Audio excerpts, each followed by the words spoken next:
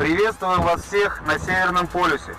Рамзан Ахматович, докладывает ваш помощник Мартынов. Группа спецподразделений МВД Чеченской Республики успешно произвела десантирование в район Северного полюса. Рамзан Ахматович, все прошло так, как мы планировали, без происшествий. Группа высадилась в заданный квадрат. После этого произвели все тактические действия. И сейчас начинаем наземную операцию, наземные тактические учения. Все идет в штатном режиме и все без происшествий. Докладывает ваш помощник по силовому блоку Мартынов.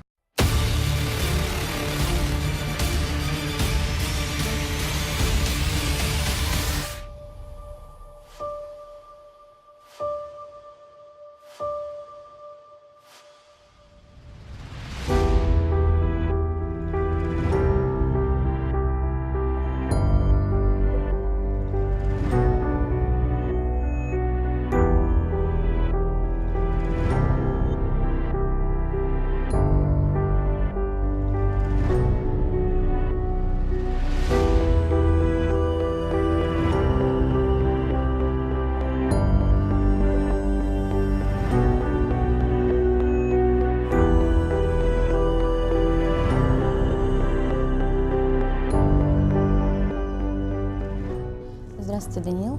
Спасибо, что согласились на эту беседу. Даниил, на сегодняшний день вы занимаете должность помощника главы Чеченской Республики по силовому блоку. Но для начала все-таки хотелось бы узнать, с чего началось ваше знакомство с Чеченской Республикой и когда и в качестве кого вы впервые приехали в Чеченскую Республику? Да, добрый день. Знаете, вначале хотелось все-таки сказать, поздравить всех с наступлением священного месяца Рамадан. Хотелось пожелать всем здоровья, успехов, чтобы этот месяц прошел плодотворно и очень легко. Первый раз в республику я приехал в начале 2005 года. Тогда я был еще сотрудником группы «Альфа» и приехал сюда в служебную командировку вместе со своим подразделением. И вот тогда первый раз и увидел Чеченскую Республику, увидел чеченский народ. И, кстати, именно тогда вот первый раз мы встретились и познакомились с Рамзаном Ахматовичем. А вот ваша первая поездка в Чеченскую Республику, она какие впечатления у вас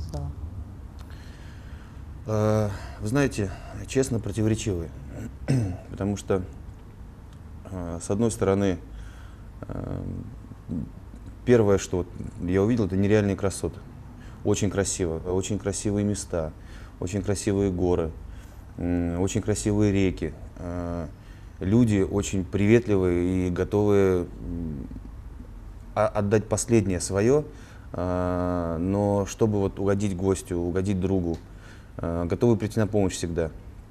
И наряду с этим, конечно же, 2005 год, еще много было разрухи, много было еще, скажем так, эхо от первой и второй компании. Вот, то есть вот такие вот чувства были. А ваше предыдущее место работы – это легендарное спецподразделение «Альфа», которому вы посвятили 8 лет своей жизни. Это так? Да. Вот насколько вам сложно было принять решение о том, чтобы покинуть его ряды, и что или все-таки кто повлиял на это решение, на принятие вами этого решения? Ну, вы знаете, да, действительно, в «Альфе» я прослужил 8 лет, и я безгранично, безмерно благодарен этому месту, потому что спецподразделение «Альфа» это то место, которое сделало меня таким, какой сейчас я есть. Это подразделение, в котором нет случайных людей, и которое мне дало все. Вот, все, что я знаю, все, что я умею, все, что я могу сейчас сделать, это все, конечно, благодаря вот этому подразделению, потому что там очень сильная школа, очень сильная подготовка, одна из лучших в мире. И, конечно, когда я уходил, когда приняли такое решение, конечно, было тяжело, конечно, было нелегко, но мои друзья из подразделения меня очень сильно поддерживали, и я понимал, что я ухожу не куда-то, на гражданку, скажем так, что я ухожу продолжать дальше служить Родине, пусть несколько в другом качестве, но, скажем так, по своему направлению. И решение об уходе я принимал сам, но когда уже вот я написал рапорт, когда уже практически ушел из управления, из группы А, тогда вот был очень интересный случай. У меня раздается звонок, телефонный звонок. Я поднимаю трубку, и на другом конце провода мне говорят: Данил, добрый день, как у тебя дела? Это Рамзан Кадыров. Вот Рамзан Ахматович узнал каким-то образом, что я ухожу, и пригласил меня в гости. Потому что, как я уже сказал, мы первый раз с ним увиделись и познакомились в начале 2005 года. И после этого у меня было много командировок в Чеченскую Республику. И мы с Рамзаном Ахматовичем очень хорошо подружились и общались. Когда я приезжал, мы постоянно общались, разговаривали, начали очень хорошо дружить. И он мне позвонил, пригласил в гости и сказал, что ты приезжай, расскажешь, куда ты уходишь, что у тебя, как у тебя. Просто в гости, как друг, приезжай. Вот я приехал в гости в республику, и Рамзан Ахматович предложил мне переходить работать сюда. Я, естественно, согласился. Вы сразу согласились или все-таки немножко сомневались в принятии этого решения? Нет, не сразу согласился. То есть несколько дней я думал, потому что нужно было все взвесить. Так как кроме огромной ответственности, которая подразумевает данная работа, это еще, повторюсь, близкие, настоящие мужские отношения, дружба с главой республики. Потому что Рамзан Ахматович для меня это гораздо больше, чем руководитель, гораздо больше, чем глава республики. Это мой очень близкий друг. Я горжусь дружбой с этим человеком, потому что этот человек это пример для подражания для меня. И я понимал, что если я приму предложение Рамзана Ахматовича, то мне нужно будет, скажем так, работать на 150%, чтобы в первую очередь не подвести главу как друга. Когда взвесил все за и против, и принял предложение, и приехал в республику, началась работа. Просматривая информацию о вас в сети интернет, я наткнулась на статьи различного содержания. Кто-то откровенно радовался за вас и за ваши успехи, ну а кто-то довольно-таки скептично отзывался о таком повороте в вашей судьбе. Как говорится, сколько людей, столько и мнений, а все-таки как вы можете прокомментировать это?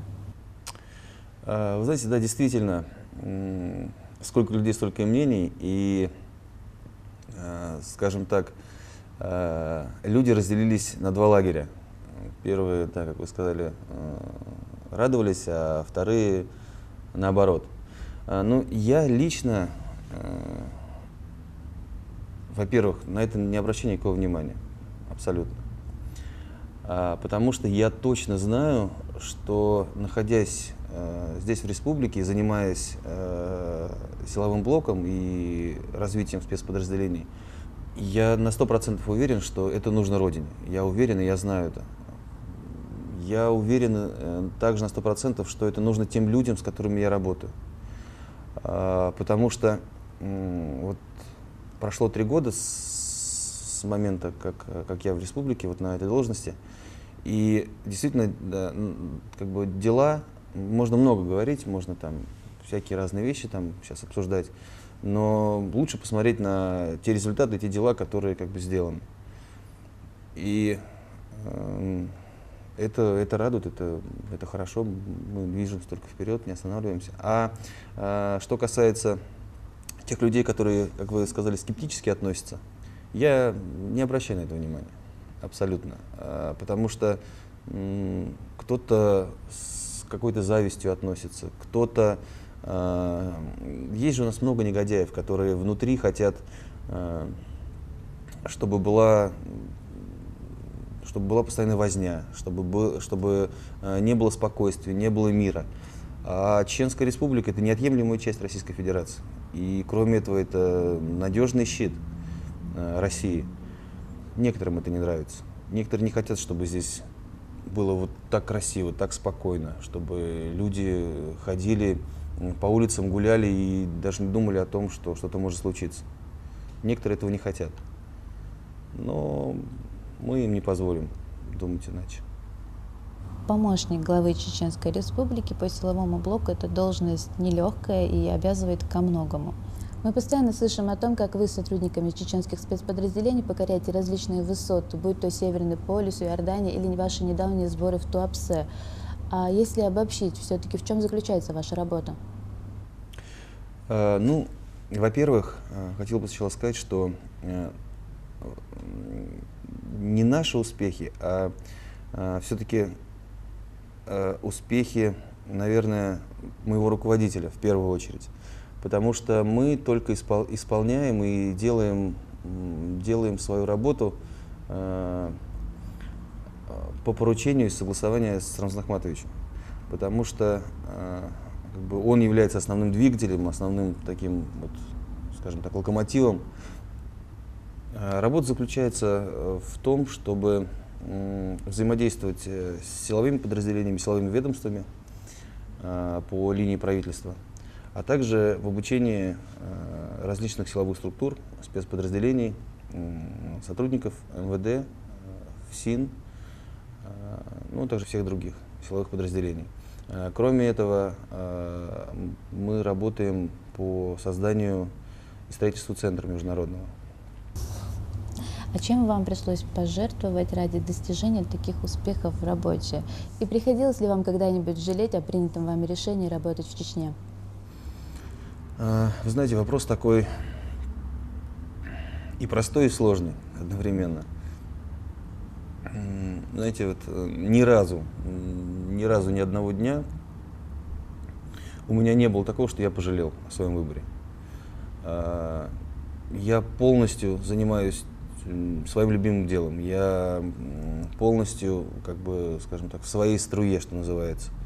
И благодаря Рамзану Ахматовичу у меня, что называется, развязаны руки, и все вот те наработки, все те мысли, все те вот действия, которые происходят, они происходят потому, что вот глава республики доверяет нам, и мы вот постоянно погружены в работу.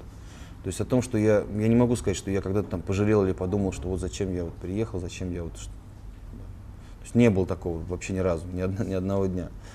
А что касается пожертвования, ну это тоже, опять же, вопрос такой. Да ничем, наверное, не пожертвовал.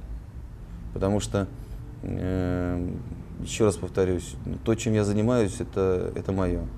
И для меня это даже не работа, это моя жизнь. Поэтому я нахожусь на своем месте и с удовольствием делаю то, что должен делать. Ваши планы на будущее, вы их связываете с Чеченской Республикой? Вы знаете, меня как-то несколько раз спрашивали. Как раз это вот из когорты тех людей, которые скептически, как вы говорили, пишут в интернете по поводу меня и по поводу моей работы. И они меня, значит, спрашивали: скажите, а вы долго еще планируете быть в Чеченской Республике, долго вы еще собираетесь работать? Я таким людям говорю, что для меня Чеченская Республика и работа в Чеченской Республике — это не какой-то бизнес-проект. Это не какая-то работа по найму или по контракту. Чеченская Республика, она у меня уже давным-давно в сердце, в душе. Здесь много моих друзей, близких друзей. Здесь много товарищей, здесь много людей, за которых я несу ответственность. И Чеченская Республика — это часть моей жизни. Поэтому вот сколько у меня будет сил, сколько я буду нужен главе республики, подразделениям, столько я здесь и буду работать, столько я здесь и буду, скажем так, трудиться. Вот. А что касается планов, на будущее. Но, знаете, планов очень много. Вот очень много, только бы все успеть. Это и развитие центра, это и взаимодействие с нашими коллегами из других государств. Допустим, сейчас в ближайшее время мы планируем поездку в Китай по взаимодействию с спецподразделениями. Нас ждут в Венгрии, нас ждут в Казахстане, в Беларуси. Ну, то есть планов очень много. Потом во второй половине лета мы планируем покорение Эльбруса с одним из наших спецподразделений именно по горному направлению. Кроме этого, у нас много. Создание дайверской группы боевых пловцов, вот, тоже этим занимаемся. То есть планов много. Даниил, спасибо вам за то, что уделили нам ваше время. От себя хотелось бы вас поблагодарить за тот вклад и за ту колоссальную работу, которую вы проводите на территории Чеченской Республики. Я вам желаю успехов и удачи во всех ваших начинаниях. Спасибо, всего доброго. До свидания.